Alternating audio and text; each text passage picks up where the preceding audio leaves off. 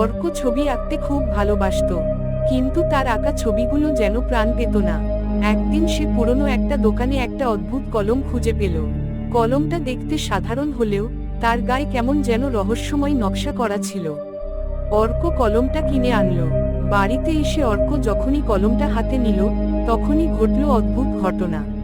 কলমটা দিয়ে যা আঁকা হতো তাই যেন জীবন্ত হয়ে উঠত। অর্ক একটা প্রজাপতি আঁকল, আর সেটা সত্যি সত্যি উড়ে গেল। অর্ক একটা গাছ আঁকল, আর সেটা তার ঘরের পাশে গজিয়ে উঠল। প্রথম দিকে অর্ক খুব মজা পেল। সে তার ইচ্ছে মতো ছবি আঁকতে লাগলো, আর সেগুলো জীবন্ত হয়ে তার চারপাশের জগতে ছড়িয়ে পড়তে লাগলো। কিন্তু ধীরে ধীরে সে বুঝতে পারল, এই কলমের একটা অন্ধকার দিকও আছে। কলমটা শুধু ভালো জিনিসই তৈরি করে না, খারাপ জিনিসও তৈরি করতে পারে।